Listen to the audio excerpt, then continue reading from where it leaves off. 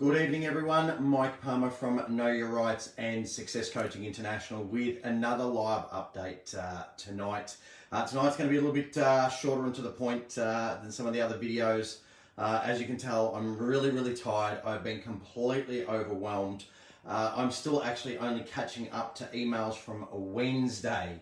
And what makes things even more frustrating is that they are the same emails again and again and again. I'm getting comments on YouTube, comments on Facebook, and people are still living in fear, and I just can't understand why. I did a comprehensive video on Thursday night. It was entitled, if you want to look it up, The Specific Legislation You've All Been Asking For. Now, this spelled out exactly why the police have no lawful power or authority to ask you to move on. It also explained why they have no lawful power or authority to issue any fines under the Public Health and Wellbeing Act.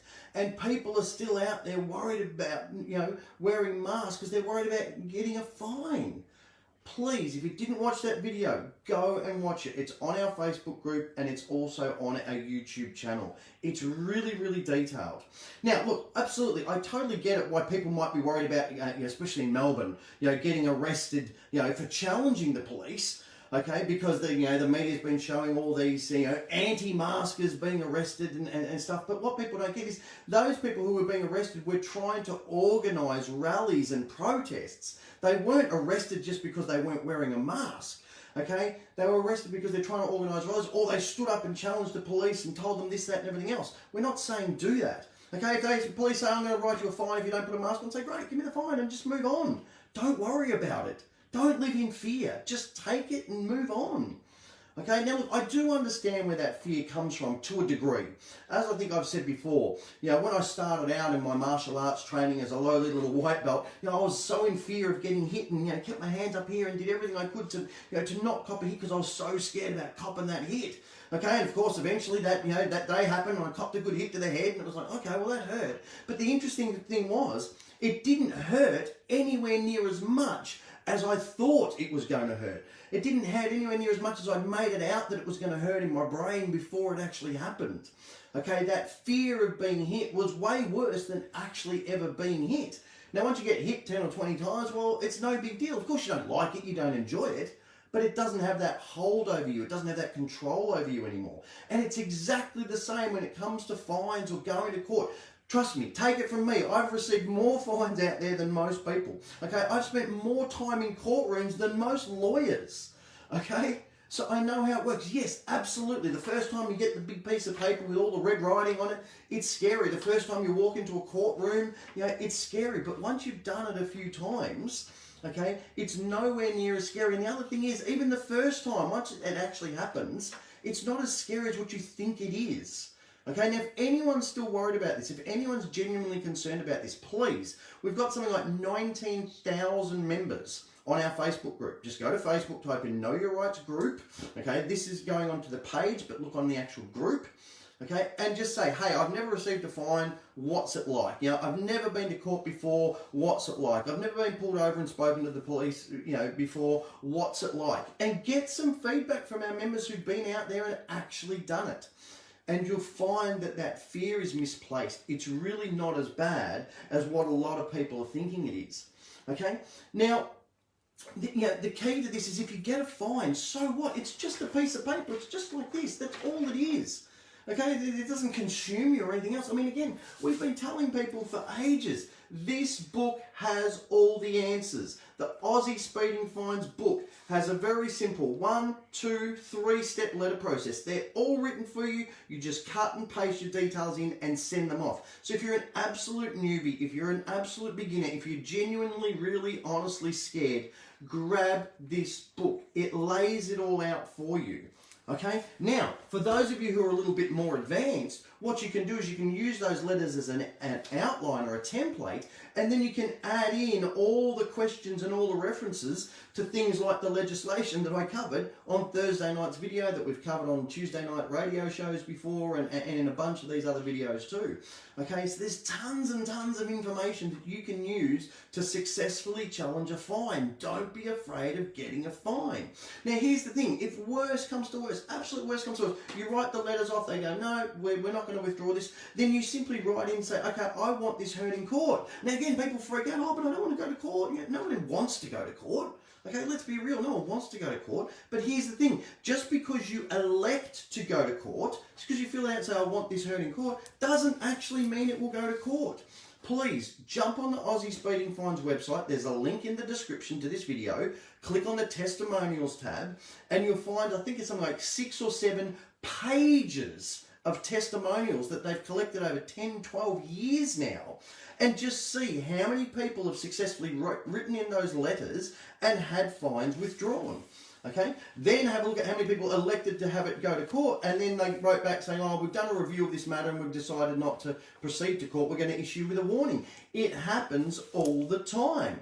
And then, of course, have a look and see how many people took their various fines to court and, of course, got the cases dismissed. This stuff works. Now, again, here's the other thing to keep in mind. All of this stuff that I'm talking about from here is all primarily related to traffic fines. Now, most people out there, certainly the police and the media and all the rest of it, will tell you, oh, no, it's impossible to beat a traffic fine. You can't beat a speeding fine or a red light fine. Of course you can. They get beaten all day, every day. But most people think that they're the hardest fines to beat. Okay, great. So if they're the hardest fines to beat and people are beating them all day, every day, how simple do you think it's going to be to challenge and defeat a fine for not wearing a mask or being from more than 5 k's away from your house? Okay, these are much, much simpler fines to beat because you've got all of the additional information that we've covered over the past few months over and above what's covered in that Aussie Speeding Fines book. So please don't be worried, okay, about getting a fine or even about going to court. What they've actually done, what the system's done, is they've shot themselves in the foot. They've created a huge opportunity for us here. Okay, because here's the thing, if everyone challenged every fine, bombarded them with letters, sent all the letters in, overwhelmed the system with letters, and then said, no, I want this heard in court, the whole system would collapse inside of a week or two. We have all the power here. They are the ones that are scared of us. We are not the ones who should be living in fear. You, whoever you are, sitting there watching this right now, you have the power, not them. Okay, don't live in fear. All right. Now, the other thing that I wanted to say about these fines. Now, someone had to go at me on one of my other videos. Oh, you made a prediction that, what's going on in Victoria is going to come into other states. Well, okay, well, I guess time will tell if I'm right or not. So I'm not going to call this a prediction. I'm going to call this a possibility. Just a possibility, because, of course, it's happened before. So what if, at some point in time, when all of this is said and done and we return to normal, all of a sudden everyone's challenging all these fines and the government goes, oh, look, we're doing a review of all of those fines and there was an error made, a technical problem with it, so we're going to withdraw them all. Okay, and then no one ends up paying any of those fines. Okay, how many times have they done this before with certain camera fines and and all sorts of other fines that have turned out to be incorrect, so they've just withdrawn them all? Thousands and thousands of them. Okay, I'm not saying it's a prediction, I'm saying it's a possibility that this might happen as well. It's all a ruse to keep you in fear. Don't live in fear.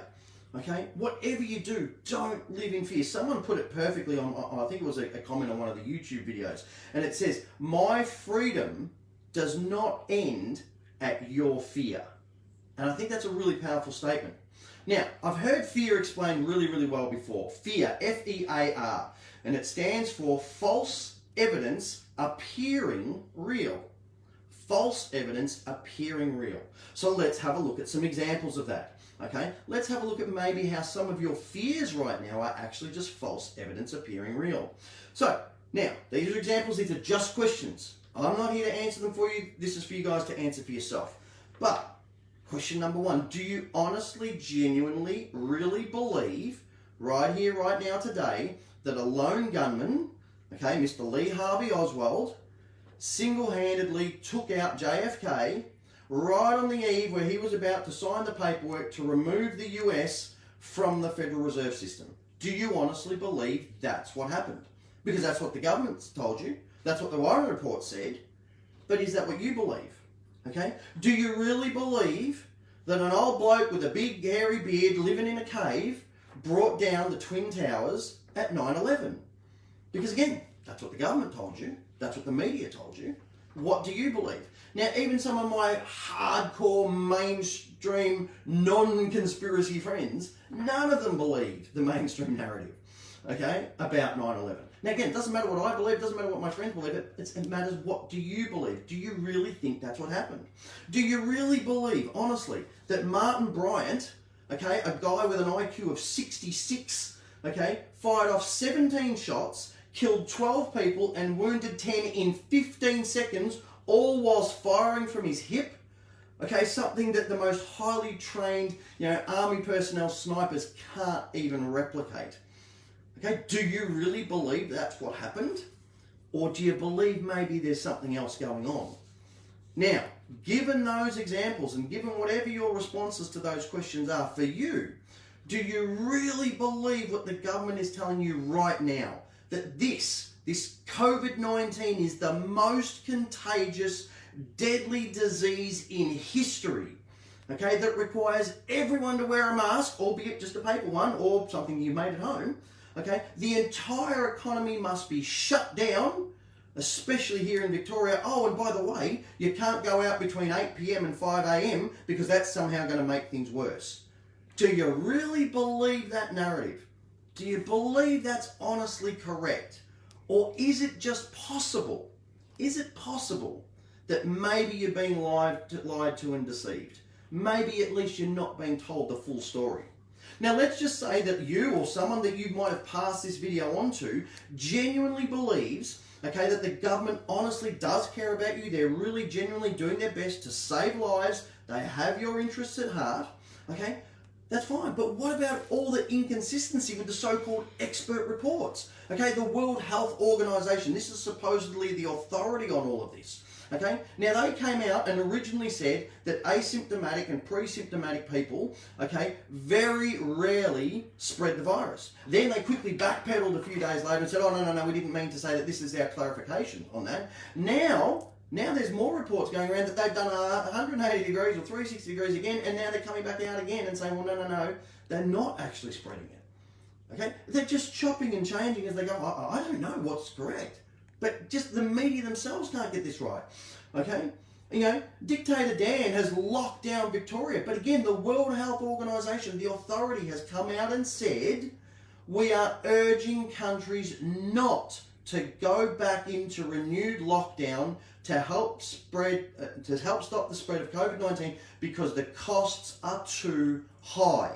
Now, I've put both that original video from WHO and that story where they're urging countries not to go into lockdown. I've put them up on the Know Your Rights Group website. We're about halfway down on the vaccinations page. Please go and have a look at those articles. Watch the video. It's only 3 or 4 minutes. Go and read the article. It's only a couple of pages. And if you think there's something to that, if you think that Dictator Dan is doing the wrong thing according to the World Health Organization, you might consider emailing him 100 copies of that video and 100 copies of that story, and urging others to email him and doing it every single day. Okay, these are things that we can do to bombard them and ask them questions. Why are you going against the World Health Organization suggestions? Okay, it doesn't make sense. Then, of course, there's all the conflicting media reports, including speeches from Dictator Dan himself, where he originally said healthy people should not wear masks, and now he's turned around and said, oh, everybody has to.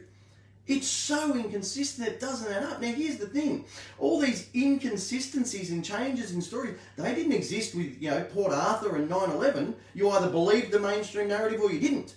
There weren't all these inconsistencies, but now we've got inconsistencies left, right, and centre. Okay? And people are still just blindly buying into this rubbish. And I honestly can't understand why. Okay? Do people really just not think for themselves anymore? Okay? Look, I get it. Most people think, oh, look, I can't really do anything about 9/11 or Port Arthur. Okay, sure, you can't. But you can do something about this. You can do something about this right now, because here's the thing, if you don't do something right now, your children, and quite possibly your children's children, are going to be paying off all these insane debts that our government has created for JobKeeper and grants and all the rest of the stuff. They're going to be paying these debts off for the rest of their lives. Is this the world you envisaged when you decided to have children? Is this the world that you want to bring your kids and grandkids into? Okay, if not, you need to do something now. You can't leave it up to someone else to do it. Everybody needs to play their role. Dictator Dan gets up there in his press conference and says, oh, every person needs to do their bit. Okay, well, I agree with him in that regard. But I'm talking about this. We need to put an end to this madness because it just doesn't add up. Okay? Well, certainly that's my view. You might come to a different conclusion. And here's the thing. All I ask of you is do some further research. This is too important to just sit back and, oh, she'll be right, mate. It's too important to go, oh, look, I'm just a bit scared. I don't know that I want to. This is your future. This is your kids' future. Do some research. Now, one of two things is going to happen.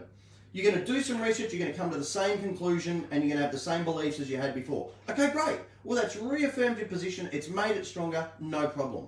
Alternatively, you're going to come up with another conclusion, and that is, yeah, you know what? Yeah, this just doesn't add up. The statistics don't add up. This doesn't warrant being called a pandemic. This doesn't warrant everybody being locked down. Why on earth do we have these curfews? No, it doesn't add up. And I want to play my role, and I want to do my bit to stop it and change it and fix it. Okay? So, that's what I'm going to leave you with. To, please go out there, do some research, see what you come up with, and then if you come up with new things, by all means, go and share that with others. Go and send them links through social media, email them posts, okay? Send them copies of our videos, all these sorts of things. Share the message around, get other people thinking, get other people questioning.